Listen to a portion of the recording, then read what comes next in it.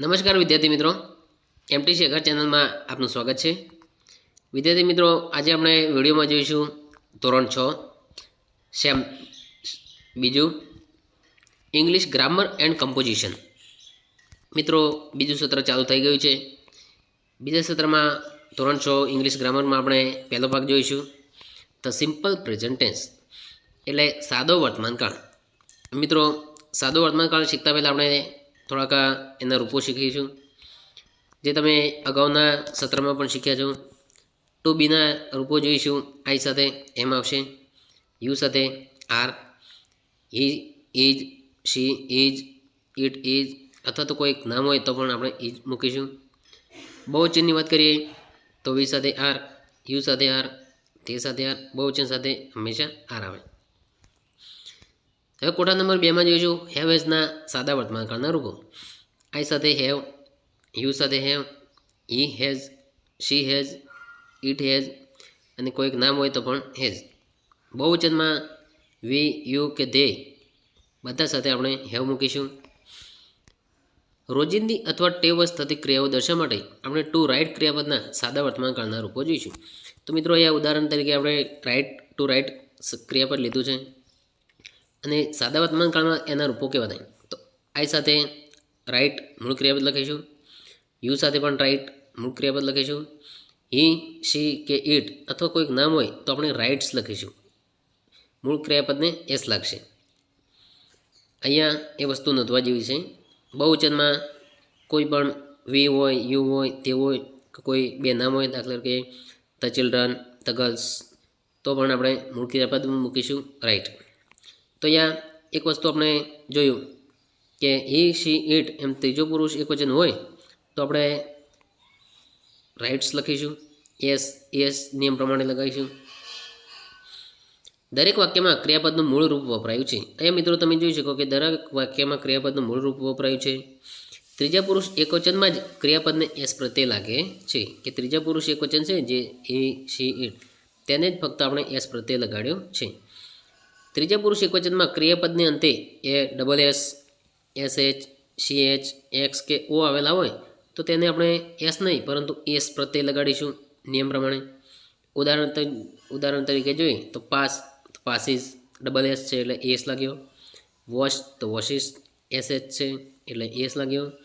Teaches C H છે એટલે S લાગ્યો. ફિક્સીસ એક્સ છે એટલે એસ લાગ્યો. ગોઝ ઓ છે એટલે એસ લાગ્યો. એટલે ત્રીજા પુરુષ એકવચનમાં અંતે આ શબ્દો આવતા હોય double S, S H, C H, X કે ઓ, તો તેને આપણે એસ લગાડીશું. આગળના નિયમમાં જોઈશું તો એ જ રીતે ક્રિયાપદને અંતે વ્યંજન પ્લસ વાય, એટલે કે છેલ્લે વાય આવેલો હોય અને વાયની પહેલાં વ્યંજન હોય તો ત્યાં આપણે આઈઈએસ પ્રત્યે લગાડીશું. અહીંયા ઉદાહરણ આપ્યું છે ટ્રાય, એટલે છેલ્લે વાય છે, એની પહેલાં વ્યંજન એટલે કે આર છે, તો વાયનો આઈ કરી અને એસ લગાડીશું. Tries, fly, flies, cry, cries. પણ ક્રિયાપદને અંતે સ્વર પ્લસ વાય આવેલો હોય તો ફક્ત એસ લગાડીશું. એટલે કે ક્રિયાપદને અંતે વાય હોય પણ તેની પહેલાં જો સ્વર હોય તો ફક્ત એસ લગાડીશું. સ્વર એટલે પહેલાં 5 અક્ષર એ, ઈ, આઈ, ઓ, યુ, તો આપણે ફક્ત એસ લગાડીશું. તો મિત્રો, હવે આપણે નિયમો જોઈ લીધા. હવે આપણે એક્સરસાઇઝ જોઈશું.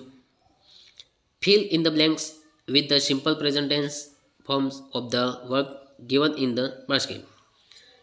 કૌંસમાં આપેલા ક્રિયાપદોના સાદા વર્તમાનકાળના રૂપો વડે ખાલી જગ્યા પૂરો. મિત્રો, નંબર 1 જોઈશું. સરલા ખાલી જગ્યા ટી ઇન ધ મોર્નિંગ. તો અહીંયા તમે બોલો શું જવાબ લખીશું આપણે? તો મિત્રો, સરલા એ ત્રીજો પુરુષ એકવચન છે, તો આપણે મેક ક્રિયાપદ આપ્યું છે તો મેક્સ લખીશું, એસ લાગશે. નંબર 2, ધ ચિલ્ડ્રન ખાલી જગ્યા ઇન ધેર બુક્સ. અહીંયા કરતા ધ ચિલ્ડ્રન એટલે કે બહુવચન છે એટલે આપણે મૂળ ક્રિયાપદ લખીશું writes. Number 3, Amit and Sujal ખાલી જગ્યા બેડમિન્ટન. અહીંયા અમિત એન્ડ સુજલ એ બે નામ એટલે કે બહુવચન છે એટલે મિત્રો આપણે મૂળ ક્રિયાપદ મૂકીશું પ્લે. નંબર 4, ધ કાઉ ખાલી જગ્યા અસ મિલ્ક. ધ કાઉ એટલે ત્રીજો પુરુષ એકવચન કહેવાય એટલે ગીવનું થશે ગીવ્સ, એસ લાગશે. નંબર 5, મિતાલી ખાલી જગ્યા ઇન રાજકોટ. મિતાલી એ ત્રીજું પુરુષ એકવચન કહેવાય એટલે લીવનું થશે લીવ્સ.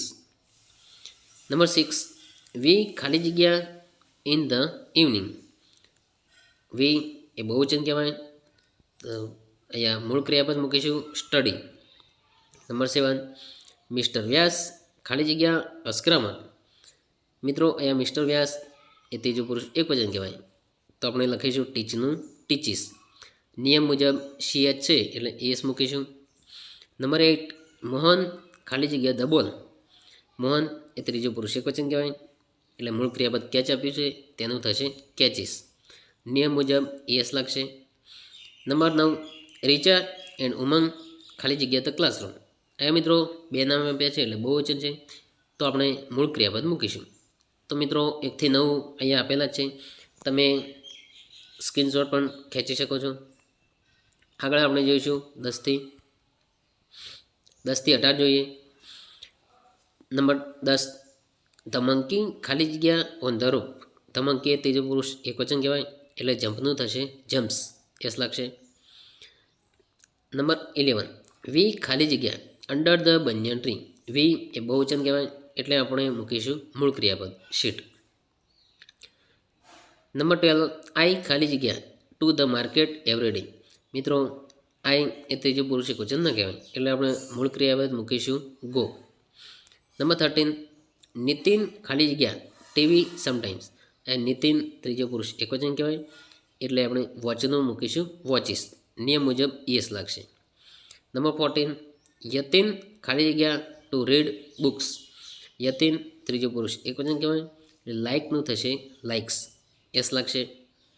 નંબર 15 ધે ખાલી જગ્યા ઇન ધ ક્લાસ. તે એ બહુવચન કહેવાય એટલે આપણે મૂકીશું મૂળ ક્રિયાપદ શાઉટ. નંબર 16 ફાધર ખાલી જગ્યા ન્યૂઝપેપર્સ એવરી ડે. ફાધર એ ત્રીજો પુરુષ એકવચન કહેવાય એટલે રીડનું થશે રીડ્સ. નંબર 17 રામજીભાઈ ખાલી જગ્યા અબસ. રામજીભાઈ ત્રીજો પુરુષ એકવચન કહેવાય એટલે ડ્રાઈવનું થશે ડ્રાઈવ્સ. નંબર 18 અ પોસ્ટમેન ખાલી જગ્યા લેટર્સ. અ પોસ્ટમેન એ ત્રીજો પુરુષ એકવચન કહેવાય એટલે ડિલિવરનું થશે ડિલિવર્સ. મિત્રો અહીંયા 10 થી 18 આપેલા છે. આગળ જોઈશું આપણે નંબર 19 થી. નંબર 19 થી 24 જોઈએ. નંબર 19 ધ બોયઝ ખાલી જગ્યા ધ રૂમ એવરી ડે. મિત્રો એ ધ બોયઝ એસ એટલે કે બહુવચન આપેલું છે તો મૂળ ક્રિયાપદ મૂકીશું ક્લીન. નંબર 20 હંસાબેન ખાલી જગ્યા ધ ક્લોથ્સ. હંસાબેન એ ત્રીજો પુરુષ એકવચન કહેવાય એટલે આપણે વોશ આપ્યું છે એટલે મૂકીશું વોશિસ, યસ લાગશે. નંબર 21 ધ સ્ટુડન્ટ્સ ખાલી જગ્યા the library every afternoon. The students એ બહુવચન છે એટલે વિઝિટ મૂળ ક્રિયાપદ મૂકીશું. નંબર 22 મનુભાઈ ખાલી જગ્યા ધ બોલ. મનુભાઈ ત્રીજો પુરુષ એકવચન છે એટલે રિંગનું થશે રિંગ્સ. મધર ખાલી જગ્યા ફૂડ એવરી ડે. મધર એ ત્રીજો પુરુષ એકવચન કહેવાય એટલે કુકનું થશે cooks. Number 24 my grandmother ખાલી જગ્યા bhajans every morning. My grandmother ત્રીજો પુરુષ એકવચન કહેવાય એટલે સિંગનું થશે સિંગ્સ. મિત્રો 19 થી 24 અહીંયા જોઈ લઈએ.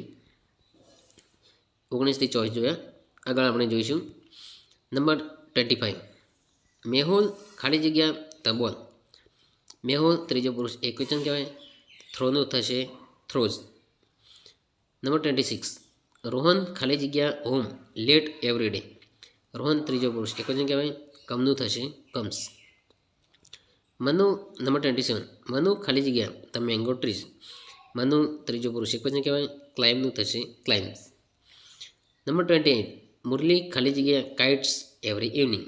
મુરલી ત્રીજો પુરુષ એકવચન કહેવાય, ફ્લાયનું થશે. એ મિત્રો નિયમ આપણે આગળ જોઈએ એ પ્રમાણે વાયની પહેલાં વ્યંજન છે તો વાયનો આઈ કરી એસ લાગશે એટલે ફ્લાઇઝ.